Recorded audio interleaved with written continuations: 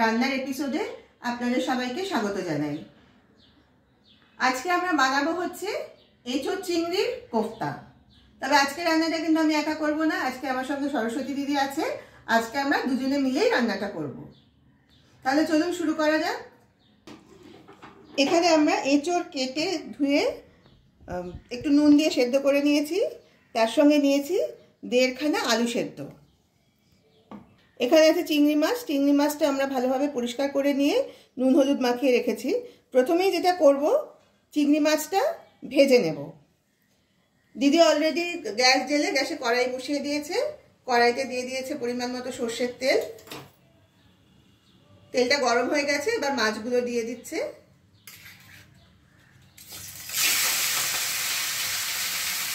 দিদি প্রথমে তাহলে চিংড়ি মাছটা ভেজে দিচ্ছে।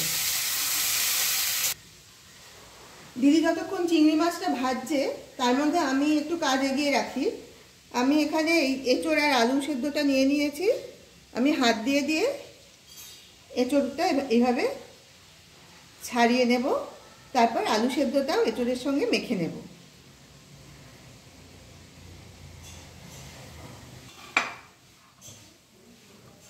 এখানে আমি সেদ্ধ এঁচোড় আর আলুটা কিন্তু একসঙ্গে ভালোভাবে মেখে নিচ্ছি। আমাদের চিংড়ি মাছটাও ভাজা হয়ে গেছে। ভেজে নিয়ে দিদি একটা প্লেটে করে চিংড়ি মাছটা দিয়ে দিয়েছে। এবার আমরা চিংড়ি মাছটাকেও এরকমভাবে হাতে চেপে চেপে আধ ভাঙা মতো করে নেব। এটা মিক্সিতে দিয়ে বাটলাম না, একটু আধ ভাঙা থাকবে, তাহলে কি হবে, মুখে পড়লে ভালো লাগবে খেতে। এখানে এঁচোড় আলুটা মেখে রাখা আছে, আর ভাজা চিংড়ি মাছগুলো আমি এইভাবে হাতে ভেঙে রেখেছি। এবার দিদি আবার গ্যাসে কড়াই বসিয়ে দিয়েছে। কড়াইতে দিয়ে দিয়েছে পরিমাণ মতো সর্ষের তেল। তেলটা গরম হয়ে গেছে। এবার এখানে দুটো বড় পেঁয়াজ আমরা কুচিয়ে রেখেছি, তার থেকে অর্ধেকটা এখন তেলে দিয়ে দেব।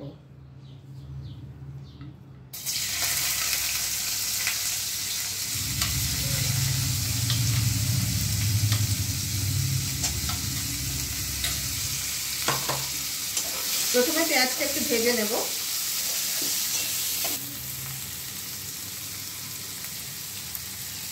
পেঁয়াজের মধ্যে দিয়ে দিচ্ছি সামান্য নুন। এই ছোট চামচে 1/2 চামচ মতো নুন দিয়ে দেওয়া হলো। আমাদের পেঁয়াজটা কিন্তু ভাজা হয়ে গেছে। এবার আমরা কিছু মশলা এর মধ্যে যোগ করব। প্রথমে দিলাম ছোট চামচের 1 চামচ আদা বাটা, দিয়ে দিচ্ছি 1/2 চামচ মতো জিরে গুঁড়ো,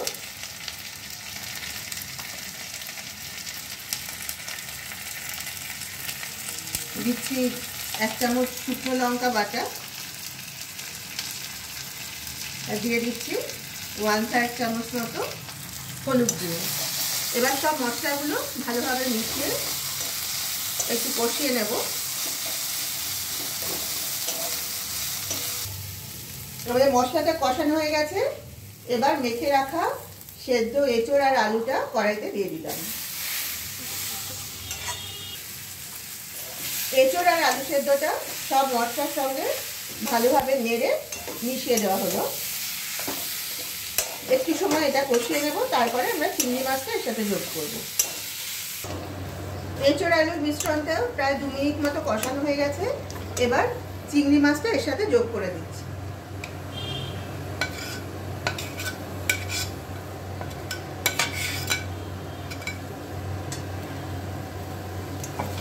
চিংড়ি মাছটাও এঁচোড় আর আলুর সাথে খুব ভালোভাবে মিশিয়ে নিতে হবে। আমাদের কোফতার মিশ্রণটা কিন্তু রেডি হয়ে গেছে। এবার এটা নামানোর আগে দিয়ে দেব সামান্য গরম মশলা। এই ছোট চামচে 1 চামচের একটু কম পরিমাণ গরম মশলা এখানে দিয়ে দিচ্ছি। গরম মশলাটা ভালোভাবে সবটার সঙ্গে মিশিয়ে দেব।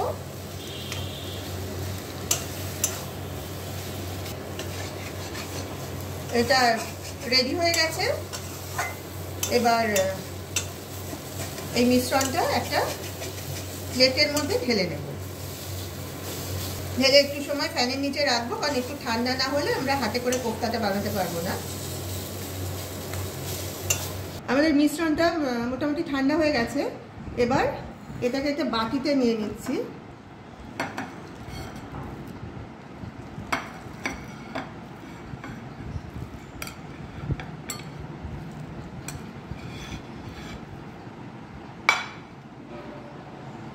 এবার নিয়ে নিয়েছি কর্নফ্লাওয়ার।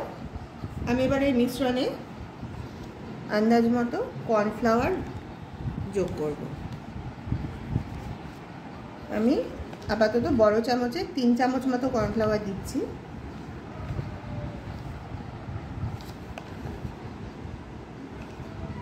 যদি প্রয়োজন হয় তো পরে আরেকটু যোগ করে নেব। এবার কর্নফ্লাওয়ারটা এই মিশ্রণের মধ্যে মিশিয়ে নিচ্ছি।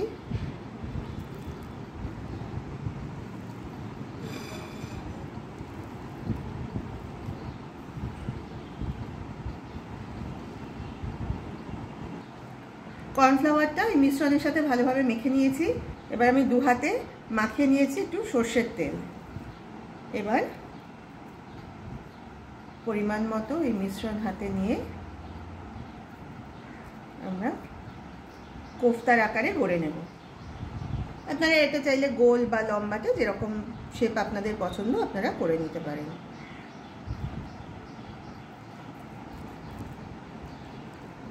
আমি এঁচোড় চিংড়ির মিশ্রণটাকে এইভাবে কোফতার আকারে গড়ে নিয়েছি। আমি সাধারণত কোফতাগুলো অন্যদিন গোল করি, তা আজকে একটু লম্বাটে শেপের করলাম। আপনারা কিন্তু আপনাদের পছন্দ অনুযায়ী করতে পারেন। এবার এই কোফতাগুলো আমি ভেজে নেব। আমি গ্যাস জেলে আবার কড়াই বসিয়ে দিয়েছি। কড়াইতে দিয়ে দিয়েছি সর্ষের তেল। এবার একটু বেশি পরিমাণে তেলটা দিয়েছি, যেহেতু কোফতাগুলো ভাজতে হবে। তেলটা গরম হয়ে গেছে। আমি একে একে কোফতাগুলো তেলে ছেড়ে দিচ্ছি। এখন আমি আঁচটা একটু কমিয়ে নিলাম।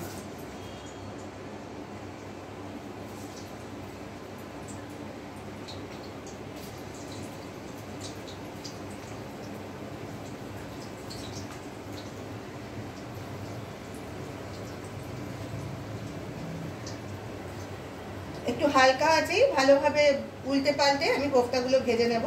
তবে কোফতাটা যেহেতু কষানোই আছে সেই জন্য খুব বেশি সময় লাগবে না ভাজতে। একটা কথা আপনাদের বলে রাখি, যদি ধরুন এই কোফতা বানানোর সময় আপনাদের মনে হয় যে মিশ্রণটা বেশি হয়ে গেল, এত কোফতা আপনাদের লাগবে না, সেক্ষেত্রে কিন্তু আপনারা কোফতা না বানিয়ে যতগুলো দরকার কোফতা বানালেন বাকি অংশটা আলাদা করে রেখে দিতে পারেন। সেটা কিন্তু এঁচোড় চিংড়ির ভর্তা হিসেবেও আপনারা খেতে পারেন। সেক্ষেত্রে এই কর্নফ্লাওয়ারটা মেশানোর আগে আপনাদের মিশ্রণটা আলাদা করে রাখতে হবে, আর খাওয়ার আগে একটু যদি ধনেপাতা মিশিয়ে নেন তাহলে কিন্তু এর স্বাদ আরও বেড়ে যাবে।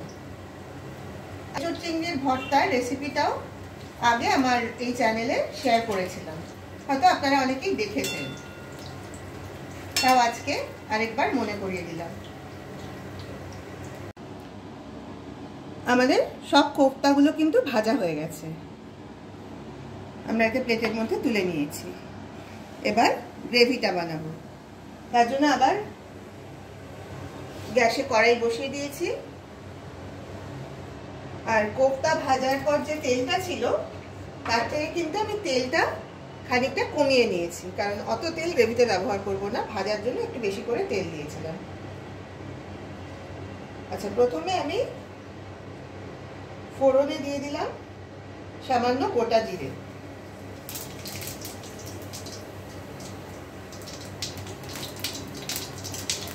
ফোড়নটা একটু নেড়ে নিয়ে আমি কড়াইতে দিয়ে দেব কেটে রাখা বাকি পেঁয়াজটা। অর্ধেকটা পেঁয়াজ আমরা আগে ব্যবহার করেছি, বাকিটা রাখা ছিল, সেটা এখন এই গ্রেভিতে ব্যবহার করব। তাহলে পেঁয়াজটা আমি কড়াইতে দিয়ে দিই।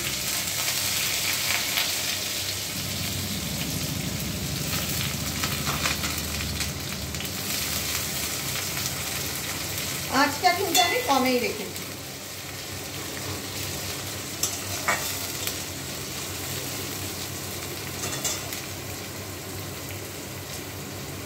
পেঁয়াজটা একটু হালকা ভাজা হয়ে গেলে আমি তারপরে বাকি উপকরণগুলো যোগ করব।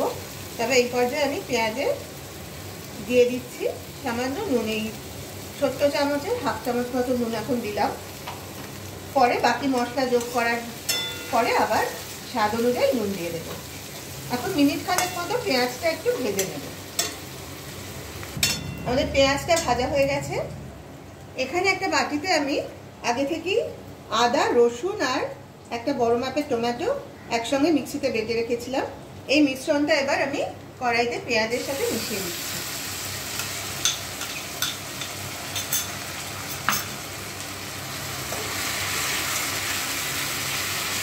ভালোভাবে নেড়ে দেব।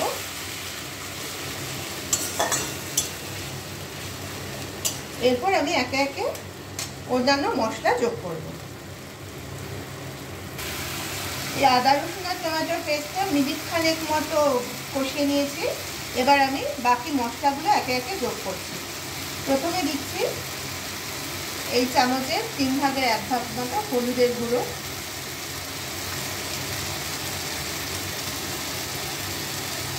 এবার দিচ্ছি 1/2 চামচ জিরে গুঁড়ো, তারপর দেব ধনের গুঁড়ো,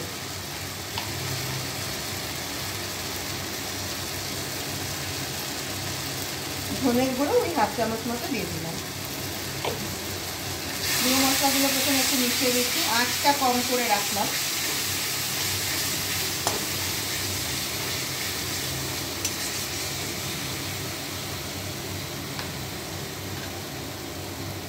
এবার দিয়ে দিচ্ছি শুকনো লঙ্কা বাটা। আপনারা তো জানেনই, যারা আমাদের ভিডিও দেখেন, যে আমরা কিন্তু দোকানের কেনা কোনো গুঁড়ো মশলা ব্যবহার করি না, হয় বাড়িতে গুঁড়ো করি, না হলে বেটে নিই।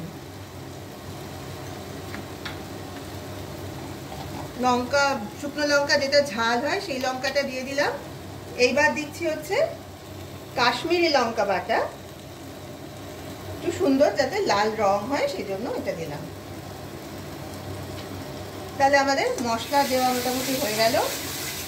এবার ভালোভাবে মশলাগুলো কষাতে হবে।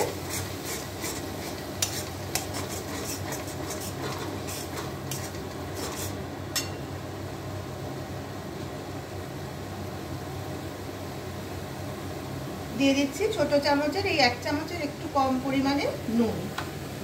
নুনটা পরে শেষের দিকে একটু দেখে নিতে হবে। এইবার মিনিট 3 মতো আমি এই মশলার মিশ্রণটাকে কষিয়ে নেব।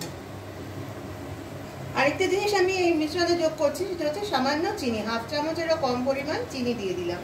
চিনিটা আমরা সবসময় ব্যবহার করি না, আপনারা জানেন, আজকে একটু দিলাম। সামান্য চিনি দিলে কিন্তু স্বাদটা ভালো হয়। এবার আমি মশলাটা ভালোভাবে কষিয়ে নেব।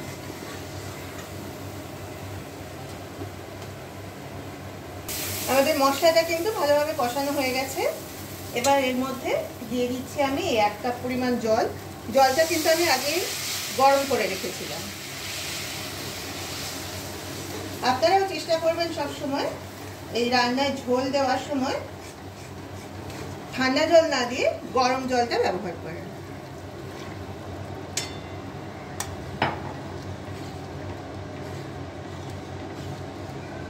ঝোলটা দিয়ে দিলাম। ঝোলটা ভালোভাবে ফুটে উঠলে আমি কোফতাগুলো দিয়ে দেবো। কোফতা দিয়ে আর খুব বেশিক্ষণ ফোটাবো না, তাহলে কোফতাগুলো ভেঙে যাবে। এই 1 থেকে 2 মিনিট রেখে আমি বন্ধ করে দেবো। প্রথমে ঝোলটাকে ফুটতে দেবো। কড়াইতে জল দিয়ে আমি কিন্তু একটা ঢাকা দিয়ে রেখেছিলাম, আর আঁচটাও বাড়িয়ে দিয়েছিলাম যাতে ঝোলটা তাড়াতাড়ি ফুটে যায়। দেখুন আমাদের ঝোলটা কিন্তু ভালোভাবেই ফুটে গেছে। এবার আমি ভেজে রাখা কোফতাগুলো এর মধ্যে দিয়ে দিচ্ছি। আঁচটা আবার কমিয়ে নিয়েছি।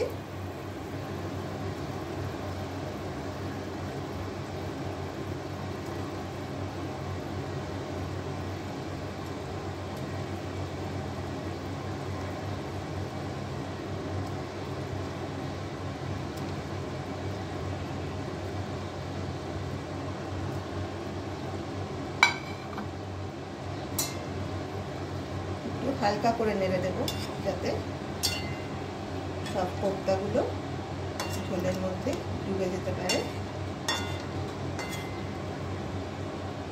এই অবস্থায় এই মিনিট 2 মতো ফুটিয়ে নেব।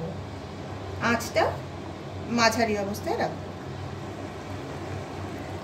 আমাদের আজকে রান্না কিন্তু একদম শেষ পর্যায়ে চলে এসেছে। শুধু নামানোর আগে আমি দিয়ে দিচ্ছি এই বড় চামচের 1 চামচের একটু কম পরিমাণে ঘি।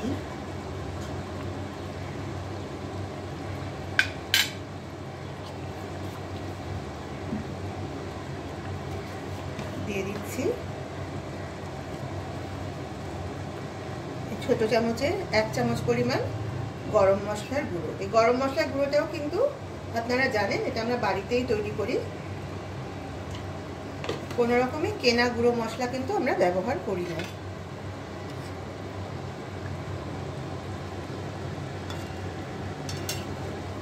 এবার আমি গ্যাসটা অফ করে দিলাম। সব শেষে ওপর দিয়ে ছড়িয়ে দিলাম বেছে রাখা কিছুটা ধনে পাতা।